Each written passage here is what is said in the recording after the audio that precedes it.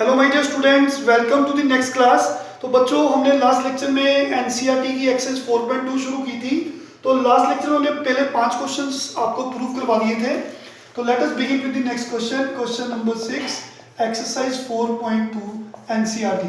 तो question is prove that determinant 0 minus A B a0 c minus B minus C zero equals to zero. तो बच्चे, इस question में आप expand कर सकते हैं क्योंकि यहाँ पे कुछ भी मेंशन नहीं है कि विदाउट एक्सपेंडिंग। बट ये क्वेश्चन जो है, it is a determinant of skew symmetric matrix. तो याद करिए, स्क्यू सिमेट्रिक मैट्रिक्स कौन सी थी? स्क्यू सिमेट्रिक मैट्रिक्स के सारे डायगोनल एलिमेंट जीरो थे। फिर जितना एलिमेंट यहाँ पे a12 की जगह पे था, उसका नेगेटिव यहाँ पे था। इन द सेम वे a13 पे और a31 पे एक दूसरे का नेगेटिव था। इन द सेम वे बच्चों, आपको याद है ये चीजें? तो ये डिटर्मिनेंट है स्क्यू सिमेट्रिक मैट्रिक्स का। तो आप ट्रांसपोज लेके भी चेक कर सकते हो। तो हमें पता लग गया कि ये डिटर्मिनेंट है स्क्यू सिमेट्रिक मैट्रिक्स का। हम एक्सपेंड करके भी कर सकते हैं और विदाउट एक्सपेंडिंग भी कर सकते हैं। तो हम इस सम को विदाउट एक्सपेंडिंग करते हैं। तो मैंने इसका नाम डेल्टा रख दिया, 0 minus A B a0 c minus B minus C zero. तो बच्चों, फर्स्ट प्रॉपर्टी ऑफ डिटर्मिनेंट क्या होती है कि interchanging rows and columns do not change the value of determinant. तो मैंने क्या किया, इसमें से आपने डिटर्मिनेंट को ऐसे लिख दिया, 0 a minus B minus A 0 minus C B C zero. Reason क्या है?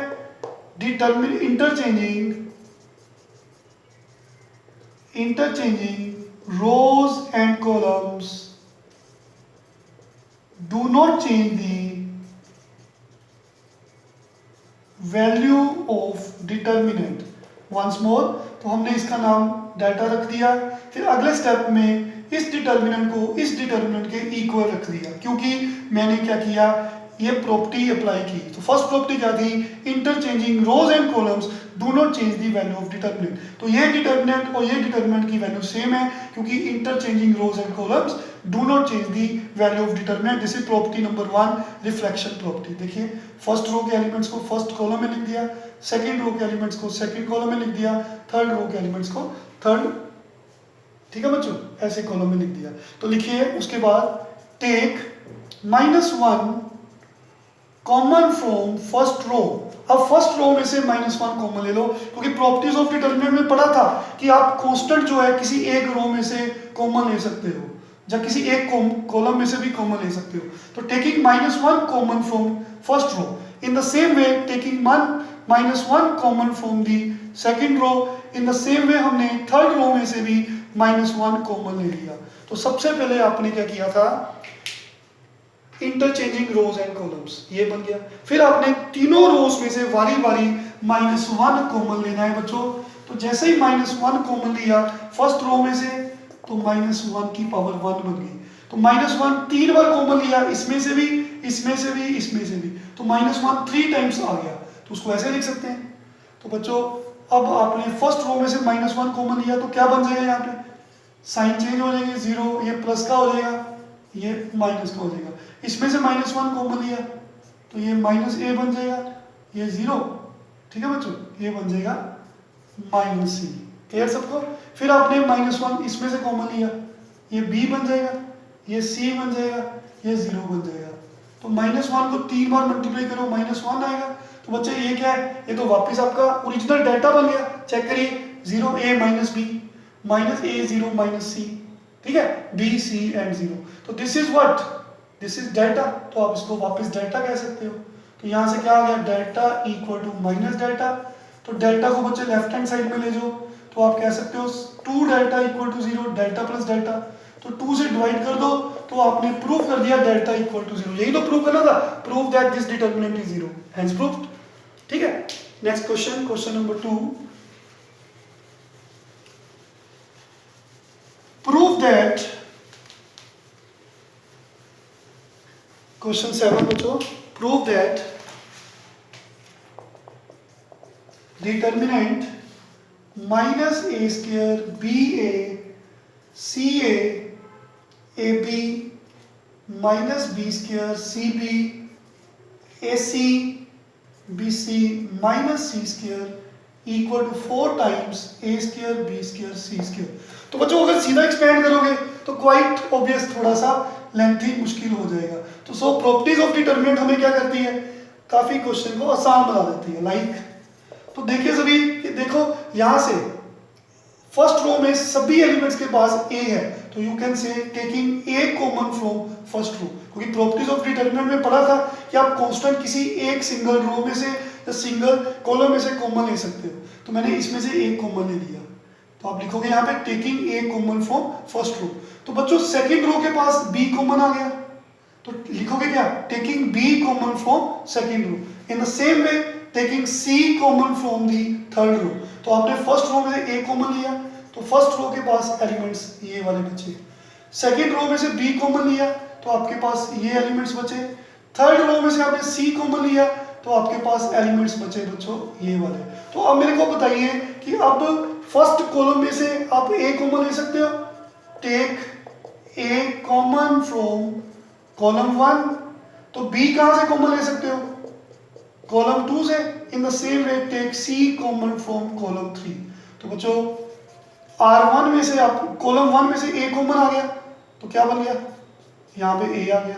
फिर सेकंड कॉलम में से बी कॉमन आ गया और थर्ड कॉलम में से सी कॉमन आ गया। ये तो पहले से एबीसी है, तो बचा गया यहाँ से ए कॉमन है -1 1 1, तो बी कॉमन है 1 -1 1, सी कहाँ से कॉमन लिया, थर्ड कॉलम में से, तो you have left with this one. तो बच्चे ये कितना बन गया, ए square B square C square आपके पास। अब आप एक्सपेंड कर सकते हो, काफी आसान हो गया। लेकिन अगर आपको लगता है कि आप इसको और सिंप्लीफाई कर सकते हो, और आसान बना सकते हो, तो वो आप कैसे करोगे बताओ। आप मैक्सिमम जीरोस बनाते हैं, जैसे ही आप क्वेश्चन में जीरोस ज्यादा बनाते हो तो क्वेश्चन सिंप्लीफाई हो जाता है। देखिए हम इसमें वैसे सीधा एक्सपेंड करोगे तो आंसर आ जाएगा, हमने प्रूव करना है 4 टाइम्स ये आंसर आना चाहिए, तो इसको सोल्व करोगे तो 4 आ जाएगा। लेकिन आप अगर और जीरोस बनाओगे तो और इजी हो जाएगा। देखिए इन दोनों को ऐड करोगे, इन दोनों को ऐड करोगे तो 0 आ रहा है, तो मैंने लिख दिया column 1 changes to column 1 plus column 2। तो बच्चों कॉलम 1 कॉलम 2 को प्लस किया, यहाँ पे 0 बन गया, इन दोनों को प्लस किया 0 बन गया, 1 + 1 2। तो ये कॉलम 2 सेम रहा, 1 - 1 1 1 - 1 1 1 एंड -1। अब आप एक्सपेंड कर सकते हो, क्योंकि अब एक्सपेंड करोगे तो आपका आंसर और इजी आ जाएगा। देखिए जिस रोज या कॉलम में मैक्सिमम जीरोस होते हैं उससे एक्सपेंड करते हैं। तो कॉलम 1 में 2 जीरोस है, तो लिख दो expand by column 1, plus minus plus, ये 2 जीरो ये तो खत्म होगी, तो क्या बचा बच्चों बताइए, 2 इंटू ऐसे आता है डिटरमिनेंट खोलना 1 + 1, तो कितना आ जाएगा A square B square C square, 2 × 2 4, तो we get the answer 4a² b² c², hence proved. Next sum, question number 8, very important question. Prove that determinant, बच्चे इस क्वेश्चन के 2 पार्ट्स हैं, दोनों ही इंपॉर्टेंट हैं। First part, prove that determinant 1 1 1 a b c a² b² c² equals to a - b b - c c - a। तो बच्चे देखिए जब भी आप 1 देखो 3 1s, तो याद रखो आप 2 जीरोस बनाते हो। अगर आपके पास 3 1 नजर आ जाए तो आप जीरोस बना सकते हो। तो आपके पास फर्स्ट कॉलम में कॉलम 1 में 3 1 नजर आ गए ऐसे। तो अगर कॉलम में 1 हो तो आपको जीरोस बनाने हैं यहाँ पे, एक यहाँ पे एक यहाँ पे। अगर यहाँ पे 0 बनाना है तो आप कौन सा ऑपरेशन लगाओगे यहाँ पे 0 बनाने के लिए, क्या लिखोगे बोलो। अगर ये 0 बनाना है तो इस 1 की हेल्प से बनाना है। तो ये 1 सेकंड रो में है, ये 1 फर्स्ट रो में है, तो आपने 0 यहाँ पे 2 बनाने हैं। जैसे आप 3 1 देखो आप 2 जीरोस बनाओ। अगर वो कॉलम में है तो रो ऑपरेशन लगाओ, अगर रो में है तो कॉलम ऑपरेशन लगते हैं। जैसे यहाँ पे 0 बनाना है तो आपको इसमें से ऐसे माइनस करना पड़ेगा, तो आप लिखोगे R2 changes to R2 - R1। तो बच्चे जैसे आपने R1 को सेम रखा, R2 को चेंज किया R2 - R1, तो 1 - 1 0। ये बन गया b माइनस ए, ये बच्चों बन गया बी स्क्वायर माइनस ए स्क्वायर। तो आप यहाँ पे, चलो नेक्स्ट स्टेप में बता देता हूँ, आप डायरेक्ट भी लगा सकते थे, यहाँ भी 0 बना सकते थे, वो आपकी मर्जी है। मैंने अब इसको 0 बनाना है, तो किसकी हेल्प से, इस 1 की हेल्प से। तो क्या लिखूंगा, R3 changes to R3 minus R1। तो R1 को फिक्स रखा तो 2 जीरोस बना दिए, पहले 0 R2 minus R1 and R3 minus R1। तो बच्चे देखिए R1 सेम है, R2 सेम है, बी स्क्वायर माइनस ए स्क्वायर को लिख सकते हो, b माइनस ए आइडेंटिटी लग गई। तो यहाँ पे R3 माइनस R1 1 माइनस 1 0। हाँ जी बच्चों, c माइनस ए, तो c स्क्वायर माइनस ए स्क्वायर, c स्क्वायर माइनस ए स्क्वायर को लिख सकते हो c minus A c plus a. समझ लगी सबको। अच्छा अब फायदा क्या हुआ, आप सीधा एक्सपेंड कर सकते हो, लेकिन हमारा आंसर क्या डिमांड कर रहा है, आंसर में a minus b, b minus c, c minus a आना चाहिए। तो क्या बच्चे सेकंड रो में हर एलिमेंट के पास b माइनस ए है, इसके पास तो है, इसके पास भी है, तो इसके पास है, बिल्कुल है, क्योंकि 0 को लिख सकते हो 0 इंटू बी माइनस ए लिख सकते हो। तो आपने take b minus A common from R2, तो R2 में आपने b माइनस ए कॉमन ले लिया। In the same way take c minus A common from R3, तो c माइनस ए इसके पास भी है, इसके पास भी, और 0 के पास भी है, क्योंकि 0 को लिख सकते हो 0 इंटू सी माइनस ए। क्लियर सबको। तो बच्चे क्या करेंगे नेक्स्ट, देखिए राइट डाउन। तो आपने b माइनस ए कॉमन ले लिया सेकेंड रो में से, तो b माइनस ए कॉमन ले लिया सेकेंड रो में से, और c माइनस ए कॉमन ले लिया थर्ड रो में से। तो क्या बच गया, फर्स्ट रो सेम रहेगा, देखिए 1a स्क्वायर, तो यहाँ से b माइनस ए कॉमन चल गया, ये 0 ही रहेगा। तो b माइनस ए कॉमन है, तो यहाँ पे 1 बच जाएगा, तो यहाँ से b माइनस ए बाहर है, तो b प्लस ए बन जाएगा। बच्चे यहाँ पे 0, यहाँ पे 1 and this is c plus a. समझ लगी सबको। तो अब एक्सपैंड कर लोगे तो आंसर आ जाएगा, लेकिन जितने जीरोस बनाओगे उतना ही फायदा है। तो नजर आ रहा है 0 यहाँ पे, देखिए इसको 0 बना सकते हैं। कैसे बनाओगे, इसमें से ये माइनस करोगे, अगर ऐसे माइनस करना है तो आप लिखोगे रो ऑपरेशंस, ऐसे लिखोगे। क्लियर सबको। 1a स्क्वायर, तो बच्चों R3 minus R2, 0 minus 0, 1 minus 1, and in दोनों को बच्चों माइनस करके बताओ, c प्लस ए माइनस b प्लस ए। जैसे ही ब्रैकेट को ओपन करोगे तो a से a कैंसिल हो जाएगा, तो ये बन जाएगा c माइनस b। समझ लगे सबको। सो कहने का मतलब है कि जितने आप क्वेश्चन में जीरोस बनाओगे उतना ही क्वेश्चन सिंप्लीफाइड आसान होता जाएगा। तो वैसे आप यहाँ भी एक्सपैंड कर लेते हो, आंसर आ जाता, लेकिन प्रॉपर्टीज को डरना नहीं है, प्रॉपर्टी जितनी अप्लाई करोगे उतना ही आपको आसान करेगा ये काम। तो मैंने क्या किया, एक और 0 बनाया। इससे फायदा क्या हुआ, तो ये तो बच्चे एक प्रॉपर्टी बन गई। तो एक प्रॉपर्टी थी कि अगर डायगोनल के सारे एलिमेंट्स, डायगोनल के नीचे वाले सारे एलिमेंट 0 हो, याद करिए, जब डायगोनल के ऊपर वाले सारे एलिमेंट 0, हमें लास्ट प्रॉपर्टी में बताया था ना, ये प्रॉपर्टीज ऑफ डिटरमिनेंट में, अगर डायगोनल के नीचे सारे एलिमेंट 0, देखिए ये डायगोनल के एलिमेंट्स हैं ये वाले, इसके सारे एलिमेंट नीचे 0 हैं, तो फिर वैल्यू क्या होती है डिटरमिनेंट की, product of diagonal entries, product of diagonal entries. आप एक्सपैंड करो तब भी आंसर आ जाएगा, लेकिन प्रॉपर्टी क्या कहती थी, अगर डायगोनल के नीचे वाले सारे एलिमेंट 0 हो, जहां डायगोनल के ऊपर वाले एलिमेंट सारे 0 हो, तो value of determinant is equal to product of its diagonal elements. तो बच्चे इसमें से -1 कॉमन लिया, इसमें से भी -1 कॉमन लिया आंसर बनाने के लिए। जैसे ही -1 कॉमन लिया तो ये b माइनस सी बन गया। इसको ऐसे लेने दो, रीजन क्योंकि हमारा आंसर क्या है, माइनस माइनस प्लस हो जाएगा। तो बच्चों यही तो प्रूव करना था, हेंस प्रूफ। समझ लगी सब, very easy. Next question, again very important sum, prove that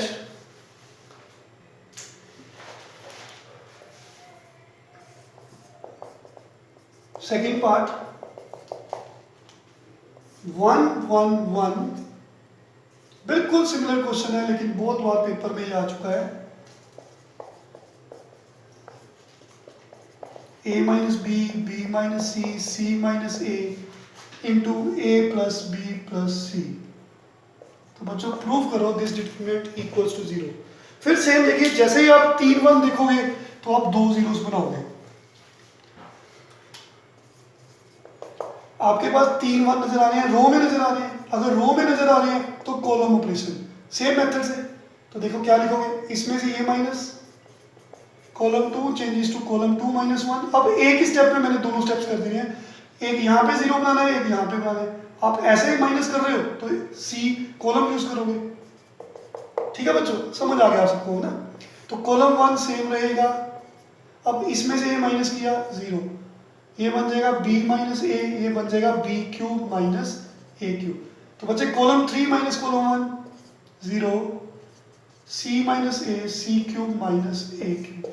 तो अब सेम वे से बच्चों अगर सीधा एक्सपेंड करोगे काफ़ी मुश्किल आ जाएगी, तो यहाँ पे फॉर्मूले आपके आने चाहिए। तो याद है किसी बच्चे को a cube minus B cube का फार्मूला? मैं लिख देता हूँ, क्या होता है a minus b a square plus A B plus b square. ठीक है, लर्न कर लो, आता ही होगा सबको। तो बच्चों मैंने क्या किया,